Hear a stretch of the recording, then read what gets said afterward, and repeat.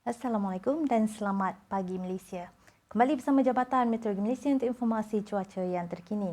Baik, kita mulakan laporan cuaca pada pagi ini dengan melihat terlebih dahulu paparan ramalan cuaca signifikan yang baru saja dikeluarkan oleh Met Malaysia pada tempoh hari, yang mana ianya berdasarkan analisis model-model ramalan cuaca. Met Malaysia menjangkakan luruan angin monsun memasuki rantau negara dan berpotensi mengakibatkan keadaan cuaca yang lebih lembap yang membawa ribut petir berserta hujan lebat dalam jangka masa yang lebih panjang di Sabah dan Sarawak pada 19 hingga ke 23 Februari nanti. Dan keadaan ini turut menyebabkan angin kencang dan juga laut bergelora di Laut Cina Selatan. Sehubungan dengan itu, Met Malaysia telah pun mengemas kini amaran angin kencang dan juga laut bergelora bagi kategori pertama, kedua dan juga ketiga melibatkan kawasan yang telah ditandakan dengan warna kuning, jingga dan juga merah ini, dan hal ini termasuklah di kawasan perairan negeri Kelantan, Terengganu, Pahang, Johor Timur dan juga di sebelah Sabah Timur.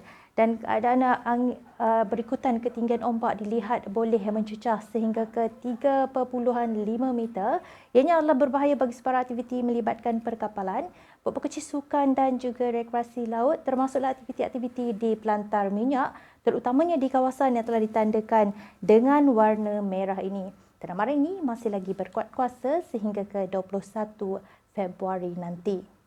Baiklah, seterusnya kita lihat pula paparan imej kemarada bagi tinjauan cuaca semasa.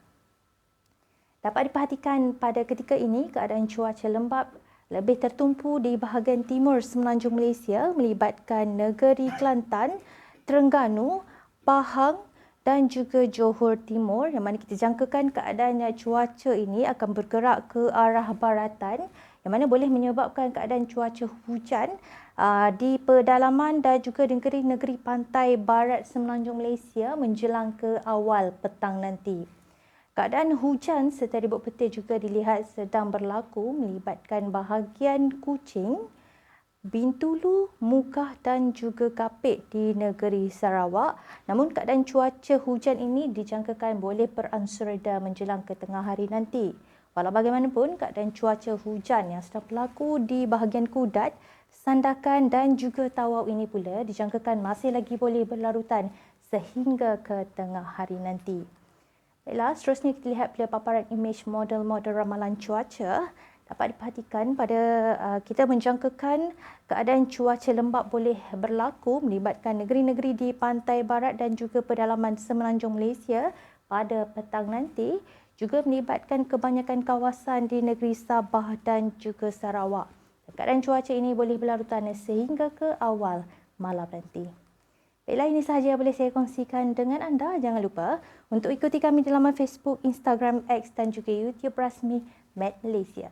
Sekian melaporkan, Khairatun Nisa Syamsuddin. Assalamualaikum dan selamat berpuasa.